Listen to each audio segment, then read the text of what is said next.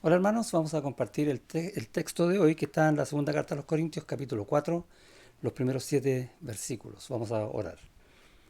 Gracias a Dios te damos porque eres nuestro Dios soberano, que aún está con la mano extendida, salvando gente que está perdida hoy, por medio de tu iglesia, por medio de nuestra predicación, para que conozcan el sacrificio de Cristo en la cruz, para que vean tu gloria en el rescate de esas almas que hoy día están condenadas para que pasen a vida.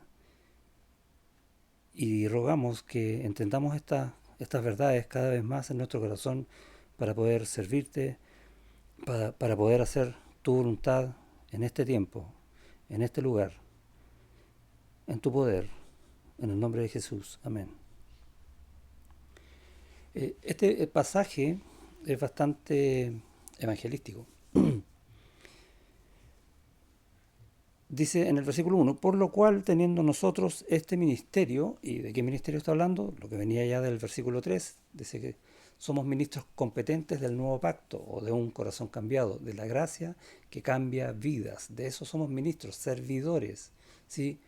¿Cómo? Competentes. ¿Por qué? Porque Dios es el que da el poder, Dios es el que hace la obra usándonos a nosotros.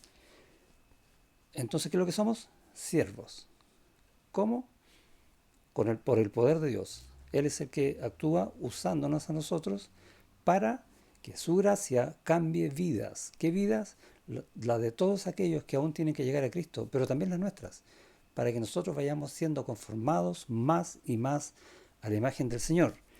Entonces, por lo cual, teniendo nosotros este ministerio, esto que les acabo de comentar, según la misericordia que hemos recibido, no desmayamos. Antes bien renunciamos al oculto y vergonzoso, no andando con astucia ni adulterando la palabra de Dios, sino por la manifestación de la verdad, recomendándonos a toda conciencia humana delante de Dios. Y ahí está la idea que nosotros, ¿qué vamos a hablar? Lo que Dios dice. De acuerdo a lo que Dios dice, de acuerdo a lo que Dios quiere, siendo usados por Él. Y como les dije, no solo para que Dios obre en aquellos que oigan la palabra y pasen de muerte a vida, sino que también en cada uno de nosotros, para que vayamos siendo conformados por su mano más y más a su gloria, que es Cristo. ¿Y dónde vemos eso? En el versículo 7. Pero tenemos este tesoro en vasos de barro para que la excelencia del poder sea de Dios y no de nosotros. ¿Qué tesoro? Un corazón cambiado por medio del Evangelio, con el Evangelio, para que Dios haga su obra, como dije, en otros y también en nosotros. ¿Y Dios tiene el poder de hacerlo? Total. Para Dios no hay nada imposible. ¿Crees eso? Sí. Entonces hablas eso y vives según eso. Entonces, para Dios no hay nada imposible. No es una mera frase, es mi declaración de vida. Por lo tanto, mi vida, mi corazón puede ser moldeado por Él porque para Él no hay nada imposible. ¿Te das cuenta? Eso es lo que dice entonces el versículo 7, que tenemos este tesoro en vasos de barro para que la excelencia del poder sea de Dios, no nuestro. El poder de Dios es el que obra y es lo que se tiene que ver, es lo que se tiene que notar. Yo no voy a predicar cree en Cristo y será feliz, no. Voy a predicar cree en Cristo porque eres pecador como yo.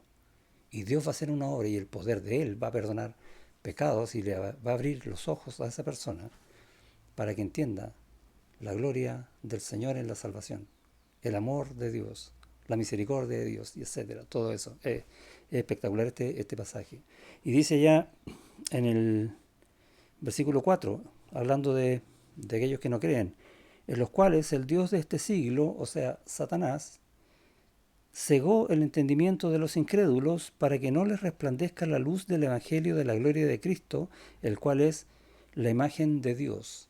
Y acá entonces tenemos un problema, que es el pecado del hombre, pero que está agravado, si se entiende de esa manera, porque Satanás está haciendo una obra sobrenatural para que no pueda ver al Señor.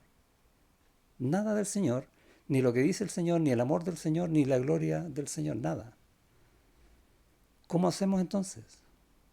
Bueno, oremos para que Dios nos use en humildad, en su poder. ¿Te acuerdas del versículo 7?